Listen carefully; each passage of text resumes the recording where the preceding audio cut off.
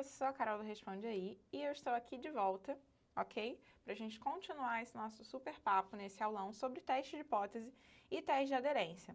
Então se segura aí que ainda tem muito papo pela frente, ok? A gente vai aqui falar sobre dois tipos de teste de aderência diferentes, que são os testes Q-quadrado, ok? E os testes de independência. Então vamos se esclarecer com esses caras agora, começando já com um exemplozinho aqui, ó. Uma empresa de eletrônica acredita que o número de defeitos nas placas de circuito impresso segue uma distribuição de Poisson. Uma amostra aleatória de tamanho n igual a 60 de placas impressas foi coletada e o número de defeitos observados. Podemos afirmar que os dados realmente seguem uma distribuição de Poisson? Use alfa igual a 0,05. Então, você pode perceber aqui, ó, que o tipo de pergunta feita aqui é o mesmo tipo de pergunta que é feita num teste de hipótese. A gente está querendo verificar uma hipótese, né? Então, realmente as coisas são assim aqui. Por quê? Porque os testes de aderência, eles nada mais são que um tipo específico aí de teste de hipótese. Então, repara que agora o tipo de pergunta que está sendo feita para a gente tem uma pegada um pouquinho diferente, ó. A gente tem aqui uma amostra, né? E a gente coletou dados dessa amostra e ele está querendo saber se os dados de uma amostra nossa eles seguem algum modelo aqui específico, teórico. Toda vez que a gente tiver um tipo de pergunta assim, que ele pega uma coisa que a gente fez aí na nossa amostra, né, que a gente coletou, e ele quer saber se esses dados seguem alguma distribuição específica ou tem algum comportamento aí específico, isso nada mais vai ser que um teste de aderência. A gente quer saber se os dados se aderem à teoria, ok? Então, a primeira coisa que a gente vai ter que fazer aqui é o quê? Bom, eu falei que isso nada mais é que um teste de hipótese, certo? Um teste de hipótese específico. Então, como qualquer outro teste de hipótese, a primeira coisa a ser feita é elaborar a hipótese nula e a hipótese alternativa. Então, a gente vai ter também uma hipótese nula e também uma hipótese alternativa, ok? E quem vão ser elas? Aqui no teste no teste Q-quadrado, elas vão ter um jeitinho mais conceitual de aparecer para a gente. A gente não precisa se preocupar com o parâmetro, né, que a gente está testando, porque a gente não está testando um parâmetro populacional, certo? Então, a gente vai ter que se preocupar realmente com as afirmações que a gente quer fazer. A hipótese nula, ela vai sempre ter que concordar com o esperado, com o que é normal, com o que a gente acredita até então. Então, lendo aqui esse enunciado com atenção, ó, a gente vê que a empresa, ela acredita que o número de defeitos segue uma distribuição de Poisson. Então, isso daqui é o que a gente tem como verdade até agora. Se isso é o que a gente tem como verdade até agora, isso daqui que é o modelo esperado por nós. Se é o modelo esperado por nós, é isso que vai entrar na nossa hipótese nula. Como assim isso vai entrar na hipótese nula? Assim mesmo, bem conceitual, a gente pode escrever que segue uma Poisson, já que isso é o esperado por nós. Essa seria a nossa hipótese nula, ok? Então, não tem valor, não tem nada disso. É só uma afirmação que a gente faz, tá? E a hipótese alternativa nada mais vai ser que o que a gente botou aqui em cima com um não na frente. Ou seja, a gente vai contrariar o que foi falado na hipótese nula. Então, a hipótese alternativa vai ser de que esse número de defeitos aí não segue uma Poisson. Tá? Então, a gente tem aqui os nossos dados, né? Das 60 placas que a gente tem. Então, 32 tinham 0 defeitos, 15 tinham um defeito só e 13 tinham 2 defeitos, tá? Então, como que a gente vai, então, fazer esse teste de hipótese, esse teste Q-quadrado? Para fazer esse teste, a gente vai fazer o que a gente sempre faz. O raciocínio, assim, é sempre mais ou menos o mesmo. Lembra que a gente sempre calculava a nossa estatística de teste? E aqui a gente vai calcular também. E agora ela vai ser dada por esse negócio aqui, ó, cheio de novidade. Vamos com calma. Primeiro, a primeira coisa que vocês devem ter percebido é que agora não tem nenhum Z, nenhum T aqui, né? Não é nem aquele Zzão, nem o T, né? E a gente tem um outro símbolo aqui. Esse símbolo é uma letra grega, a gente chama ele de Qui, tá? E ele tá ao quadrado, então a gente chama isso daqui de Qui quadrado. E olha só que coincidência, a gente está no teste Qui quadrado, ok? E agora nossa estatística de teste tem um símbolozinho de Qui quadrado. Aqui o observado nada mais é que teste, né? Tanto faz, se você quiser escrever como Qui quadrado teste também tá certinho, tá? E agora, para calcular esse cara, a gente vai usar essa fórmula aqui. É um somatório, tem OI, EI. Quem que são esses caras? Olha só. O OI são as frequências observadas, ou seja, são os valores que a gente tem aí da nossa amostra, são os dados que a gente coletou. Então, a gente tem 3 OIs aqui, o 32, o 15 e o 13, tá? E o EI, o que vai ser? O EI é uma frequência esperada. Esperada de acordo com quem?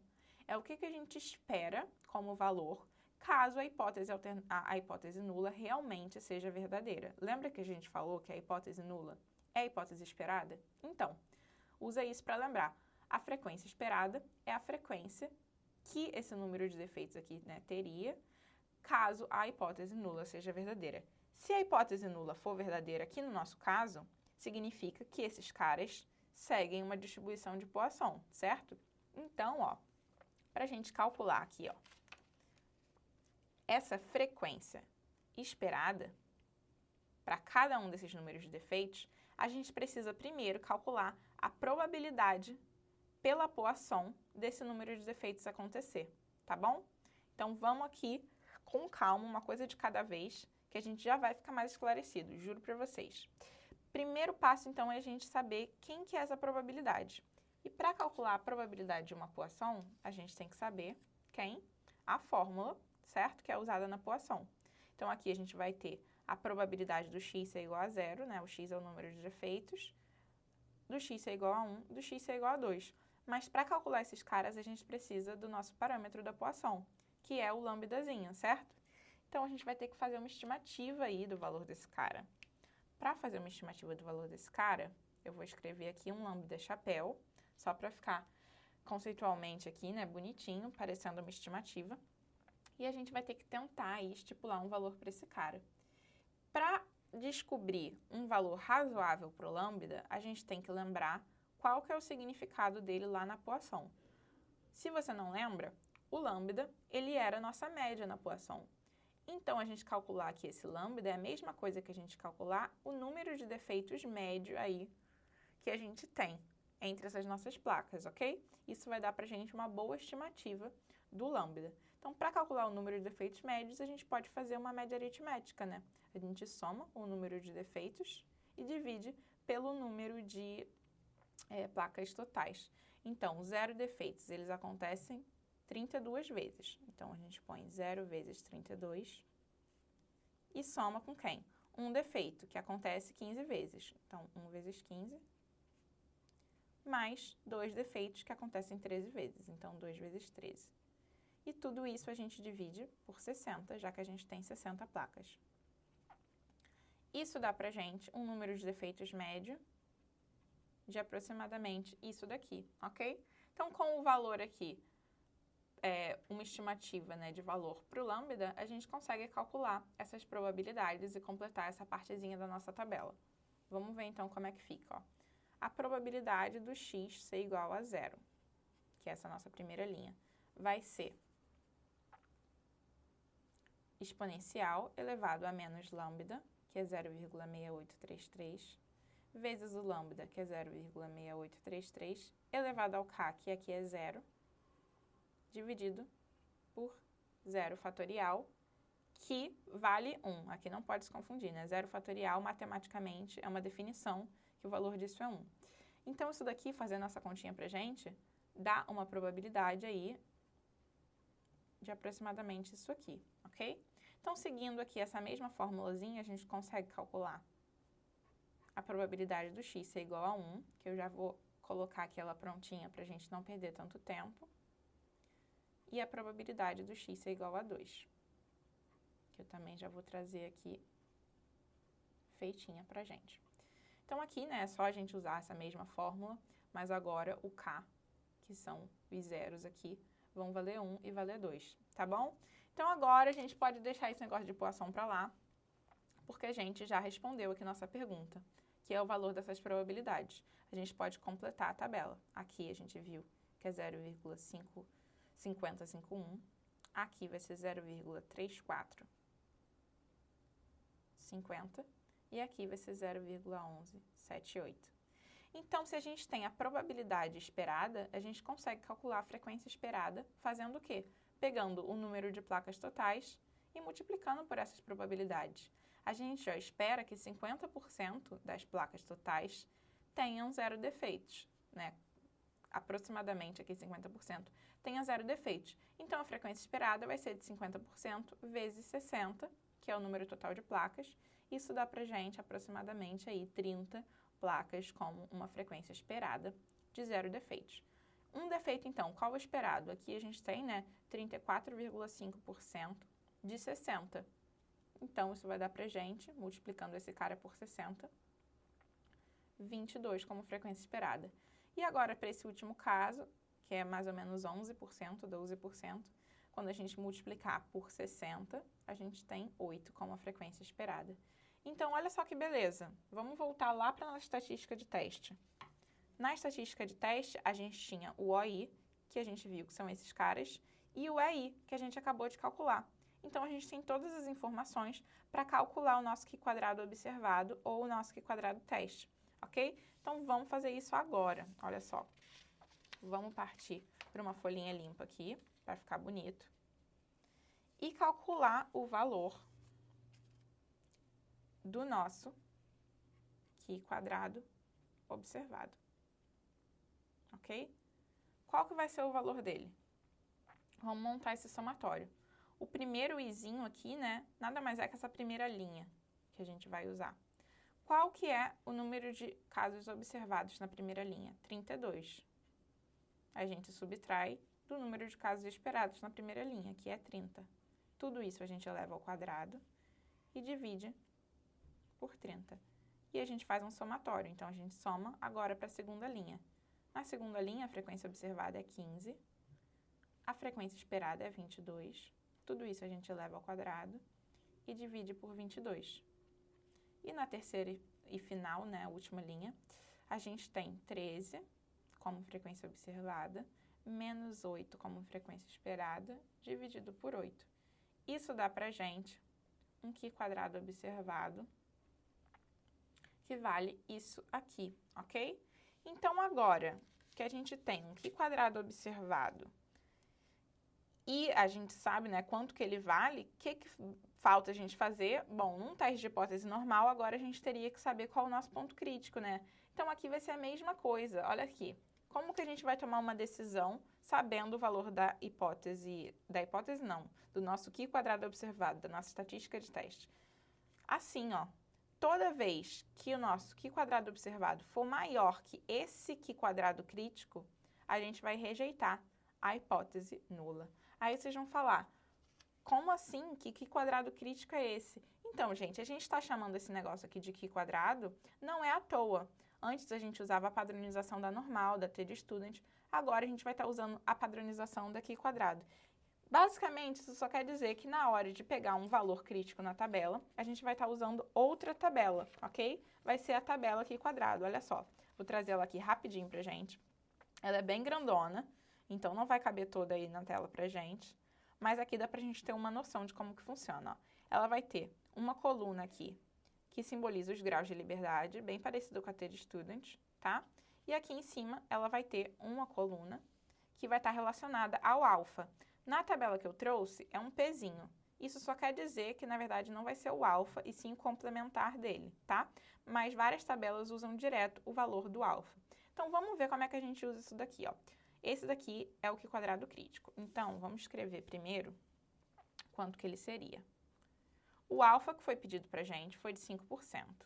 Então, aqui é 0,05, ok? E o grau de liberdade é S menos 1. Quem que é S? S é o número de categorias que a gente tem aqui, ó, para o que a gente está analisando. A gente tem 3 categorias de números de defeito.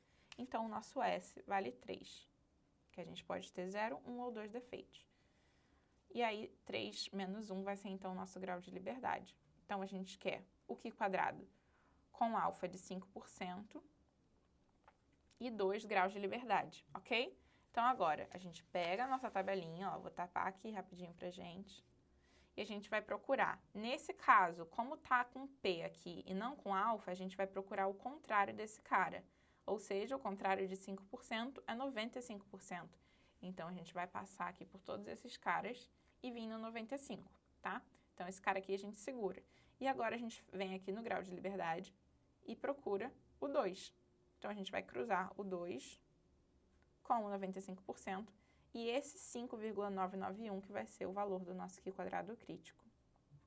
Então, muita atenção sempre no parâmetro que você está usando. Algumas tabelas usam o P, nesse caso você não pega o alfa direto, e nas tabelas que usam o alfa, você pode pegar o alfa direto, tá? Então, agora que a gente tem o valor desse cara, basta a gente comparar. Olha aqui, como que a gente toma a decisão. Se o Q quadrado observado for maior que o crítico, a gente rejeita. Esse cara é maior do que esse? Não. Então, a decisão que a gente toma é não rejeita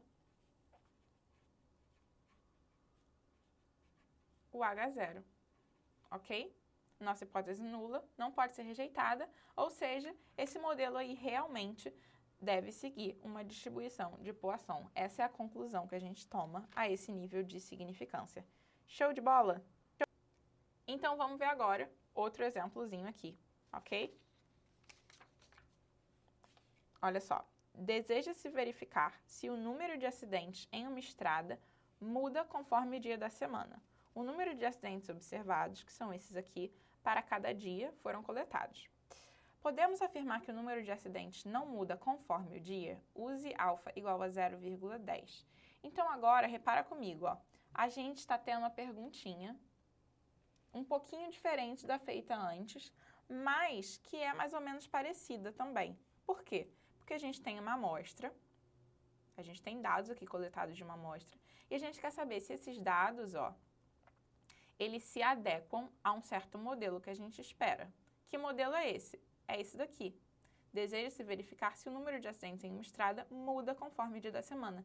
Então, a gente quer saber se esses dados se aderem a um modelo de que não muda o número de acidentes conforme o dia da semana, ok? Então, como que a gente vai fazer isso? Primeiro, a gente elabora as nossas hipóteses. A hipótese esperada é a hipótese nula é a hipótese esperada, né? Então, a gente tem que escrever aqui o que é esperado.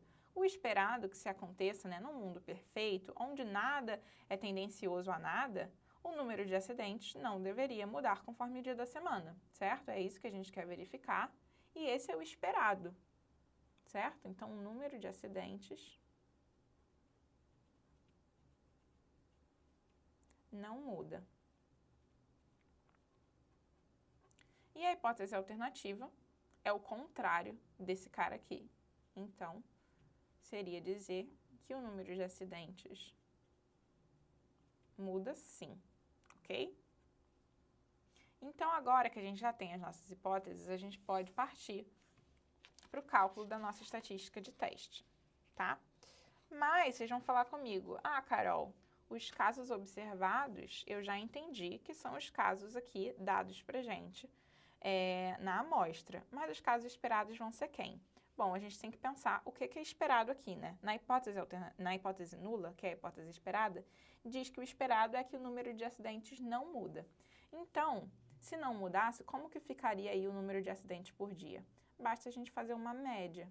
Olha, a gente sabe que o total de acidentes, se a gente somar todo mundo aqui, dá 24.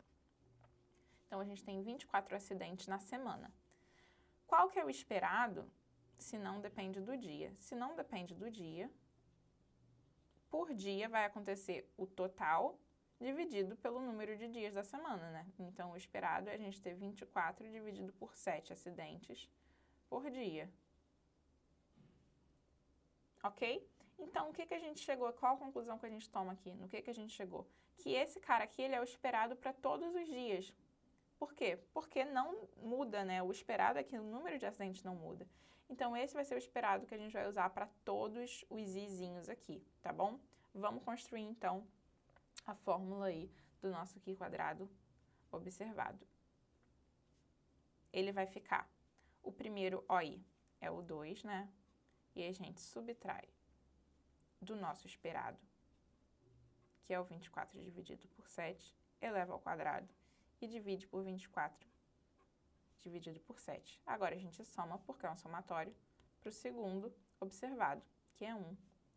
A gente faz menos o esperado, que é o mesmo. O esperado aqui vai ser a mesma coisa para todos os O's, ok? E a gente vai fazendo isso até o final da tabela. Vai fazer para o 2, para o 5, para o 6, para o 5 de novo, até o último, que é o domingo, ok? E isso daria pra gente isso daqui, tá? Então, fazendo essa continha aí numa calculadora, que ninguém é de ferro, a gente encontra esse valor aproximadamente para o valor do nosso Qi quadrado observado. E agora, com o valor do Qi quadrado observado, o que que a gente faz? A gente tem que saber como tomar uma decisão. A gente precisa desse valor aqui. Vamos ver então quanto que ele vale. Qual que foi o alfa pedido? O alfa pedido aqui, o nível de significância pedido, foi de 10%. E o S vai ser o quê? O S vai ser o dia, quantos dias na semana a gente tem, né? Essas são as categorias aqui que a gente tem. É o segunda, terça, quarta até o domingo. Então, são 7. 7 é o valor do S. Então, 7 menos 1 vai ser o grau de liberdade que a gente tem que consultar na tabela. Isso, então, vai dar pra gente um Qi quadrado de alfa 10% e 6 graus de liberdade. Então, pegando lá nossa tabela, a gente faz essa consulta. Olha só. Aqui a gente quer, opa, não vamos cobrir não. A gente quer o 10 correspondente ao alfa. Como a nossa tabela é o P, a gente vai procurar o 90. Então, aqui, ok? 0,9, que é o complementar desse valor. E no grau de liberdade, a gente procura o 6. Então, a gente pega esse cara aqui e cruza com esse, que dá esse valor pra gente, de 10,645. Então, agora a gente toma a nossa decisão. Qual que é o maior valor aqui? O x observado é maior, o Qi quadrado observado é maior do que o Qi quadrado crítico? Não é, certo? Então, de novo, a gente não rejeita H0. Ou seja, a esse nível de significância, a gente realmente acha que o número de acidentes não muda conforme o dia da semana. Tá bom? Então, agora, vamos ver aqui o teste de independência, que é aquele outro tipo de teste que eu falei, teste de aderência que a gente vai ver. Repara agora como que vai funcionar esse negócio. Vamos ler esse enunciado. Um analista deseja verificar se existe dependência entre a renda e o número de filhos em famílias de uma cidade. 250 famílias escolhidas ao acaso forneceram a tabela a seguir, essa tabelinha aqui. Qual deve ser a conclusão do analista? Caramba, então agora o negócio está meio estranho, né? Olha só, agora o tipo de pergunta que é feita pra gente é mais direta. Deseja-se verificar se existe dependência entre duas variáveis. Vai ser sempre alguma coisa assim. Ele vai perguntar, tais variáveis são independentes? Existe dependência entre tais variáveis? Toda vez que o tipo de pergunta for assim, então, a gente está num teste de independência, que vai ser um tipo específico, ok? Do teste de aderência. Então, a primeira coisa que a gente tem que fazer aqui é entender um pouquinho melhor essa tabela. A gente tem aqui duas variáveis, a variável de renda e a variável de número de filhos. A variável de renda tem esses possíveis valores e a variável de número de filhos tem esses possíveis valores, ok? E a gente tem aqui o valor total de cada uma, o valor total da amostra inteira, tá? E o valor aqui combinado para todas elas. Então, menos de 2.000 e 0 filhos tem 15 famílias. De 2.000 a 5.000 e 1 filho tem 30 famílias. E assim por diante, tá? Então, primeira coisa, como também é um teste de hipótese, vai ser elaborar as hipóteses. Então, vamos segurar isso aqui por enquanto e escrever nossas hipóteses. E a boa notícia é, aqui no teste de independência, nem precisa pensar muito sobre as hipóteses. Elas sempre vão ser assim, ó. A hipótese nula vai ser sempre falar que são independentes. E a hipótese alternativa vai ser falar que são dependentes ou não são independentes. Opa, dependentes, ok? Então, aqui não tem mistério. No teste de independência, esse aqui vai ser sempre o padrãozinho das nossas hipóteses. Mas uma coisa que talvez seu professor ou sua professora peça é para escrever isso daqui usando probabilidade conjunta, ok? Você lembra que quando a gente tem duas variáveis que são independentes, a probabilidade de cada variável acontecer multiplicada pela outra é igual à probabilidade conjunta. Como assim? Não entendi, não lembro disso. Assim, gente, a probabilidade de um evento I acontecer vezes a probabilidade de um evento J acontecer tem que ser igual à probabilidade do evento I e o evento J acontecerem ao mesmo tempo, ok? Isso aqui é aquele conceitozinho aí de eventos independentes que a gente viu também em variáveis bidimensionais, ok? Então, aqui, para escrever o contrário disso, basta a gente falar que são diferentes, ok? Então, o produto sendo igual à probabilidade conjunta e o produto sendo diferente da probabilidade conjunta, tá bom? Então, agora que a gente já estipulou isso daí, vamos pensar em como que a gente vai resolver esse negócio. Qual que vai ser a nossa estatística de teste? Vai ser a mesma coisa que a gente usava antes, mas repara comigo, esse izinho aqui, antes ele fazia sentido, porque a nossa tabela, ela tinha ou só linhas ou só colunas, mas agora a gente tem linhas, que aqui são as rendas, e colunas, que são o número de filhos, né? O que a gente vai fazer então? Agora a gente vai ter como se fosse um J aqui também. A gente vai ter duas variáveis, ok? E a gente tem que incluir as duas na montagem aqui desse somatório. E como que a gente vai fazer isso? Bom, as observadas, vocês já devem estar imaginando que vai ser o quê? Essas daqui, né, que estão grifadas em verde. Por quê? Porque é IJ, então tem que ser conjunto. Então, vai ser sempre as combinações aqui entre as duas variáveis que a gente tiver, ok? Então, todo mundo que está no meio da tabela é uma frequência observada para a gente. Mas quem que vão ser as frequências esperadas? Agora o negócio ficou brabo, ó. Vamos usar como notação isso aqui. Se eu quisesse escrever, por exemplo, o esperado 1 é o esperado na primeira linha da renda e na primeira coluna dos filhos, ou seja, é o número de casos esperados de famílias com menos de 2.000 e com 0 filhos, ok? Então, quanto que seria esse cara aqui, por exemplo? Então, para responder essa pergunta, a gente vai ter que pensar um pouquinho aqui, ó. Vamos primeiro calcular qual que é a porcentagem aqui de famílias que tem números de filhos 0, 1, 2 ou mais de 2, ok? Para fazer isso, o que a gente faz? A gente sabe que 48 famílias de 250 têm 0 filhos. Então, se a gente pegar o 48 e dividir pelo 250, a gente sabe qual que é essa porcentagem, né? E ela dá, fazendo essa continha, 0,192, ok? Essa aqui é a porcentagem aí que a gente tem. Qual que é a porcentagem das 250 famílias que tem um filho só? A gente tem 70 famílias entre 250. Então, 70 dividido por 250 vai dar pra gente 0,28 aí como a porcentagem de famílias com filho só. 71 famílias têm 71 famílias têm 2 filhos só, 250 fica difícil, né? Então, qual que vai ser a porcentagem de famílias com 2 filhos só? 71 dividido por 250. Isso dá pra gente 0,284.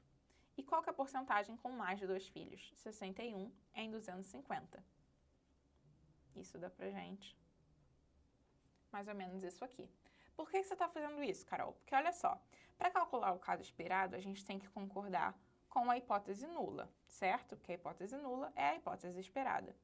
Então, a gente tem que saber qual que é a porcentagem aqui de famílias que tem esses números de filhos, para agora a gente descobrir qual que é o esperado para cada renda.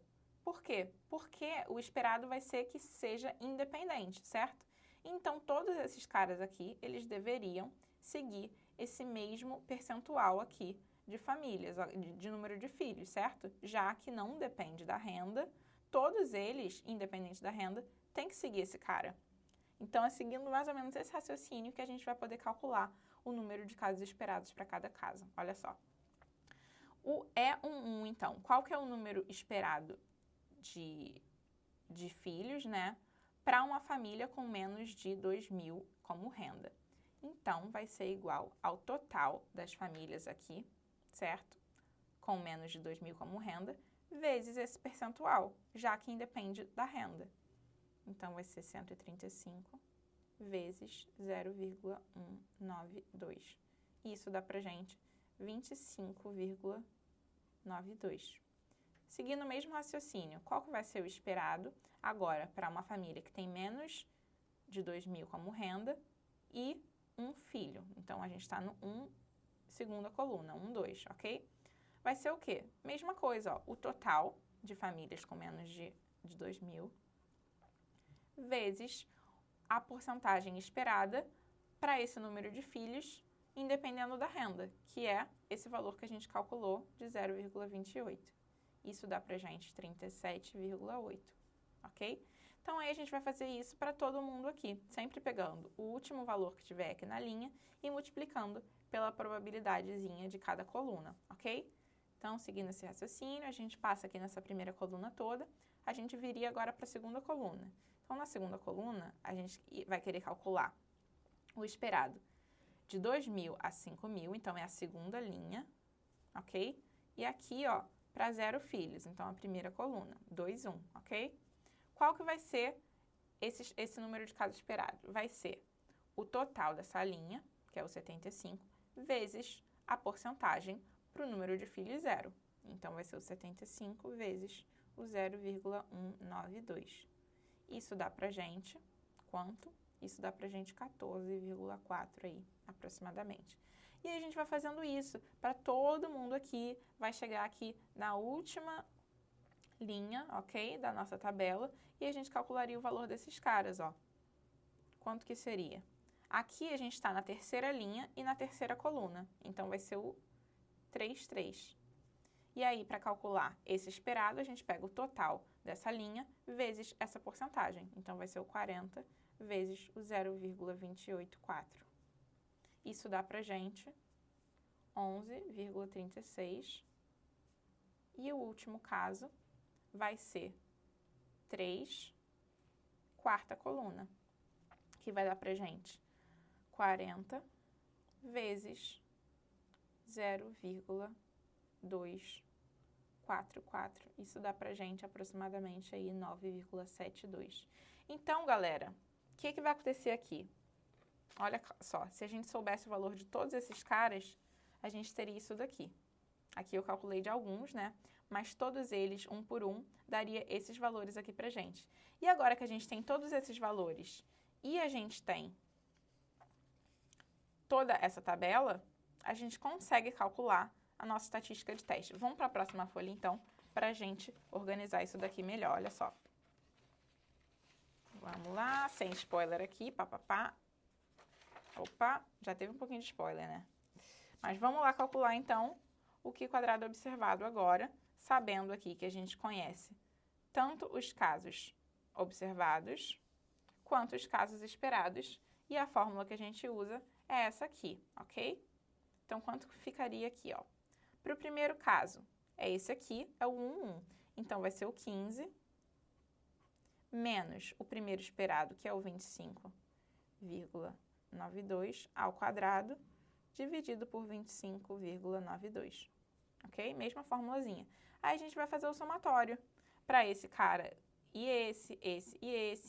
Dá um pouquinho de trabalho, realmente, mas a gente faz aqui para essa tabela toda, até o último valor, que seria o 10, como observado, o 9,76 como esperado, e divide pelo esperado.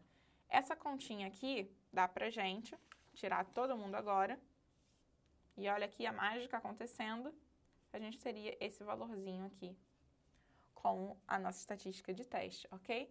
Então, com a estatística de teste calculada, a gente pode tomar uma decisão, que vai ser dada aqui da mesma forma. Olha só, se você já tinha se ligado lá no spoiler, agora a gente vai calcular dessa forma. A gente vai ter esse Q quadrado crítico, né? Que vai também estar relacionado com o nosso nível de significância e o grau de liberdade de V. E agora o grau de liberdade de V, ele é calculado dessa forma, ó. Ele é o S menos 1 vezes o R menos 1. E quem que vão ser esses caras? Como agora a gente está numa tabela que tem linhas e colunas, o S vai ser o número de linhas, a gente tem 3 categorias para renda, e o número de colunas vai ser o R, a gente tem 4 categorias para filhos. Então, isso daqui fica 3 menos 1 vezes 4 menos 1, que dá pra gente 6, ok? E o alfa é 5%. e aqui 6 como grau de liberdade. Pegando a nossa tabelinha aqui quadrado, a gente consegue descobrir o valor desse cara. Aqui 5%, então a gente procura o contrário, 95, porque está no P. E aqui a gente procura o 6. E aí a gente cruza esse cara aqui com esse cara aqui e descobre esse valor de 12,592. E agora a gente compara com o valor calculado. Bom, a gente acabou de ver aqui que o Qi quadrado observado é maior que o Qi quadrado crítico. Quando isso acontece, olha aqui, a gente rejeita a hipótese nula. Então, rejeitando a hipótese nula, a gente diz que esses caras não são independentes, já que a hipótese nula, no teste de independência, sempre diz que as variáveis são independentes e a gente está aqui rejeitando esse cara, ok? Galera, então é isso. Agora eu peço que vocês parem tudo, clica aqui embaixo, vai lá embaixo fazer bastante exercício sobre os testes de aderência, ok? Para a gente fixar bem essa rotina aqui dos testes de hipóteses, essa receitinha de bolo, porque sempre dessa forma, mas para aprender de verdade a gente tem que fixar, tá bom? Espero muito que esse aulão tenha ajudado vocês. Então me responde aí, esse vídeo te ajudou? Responde aí.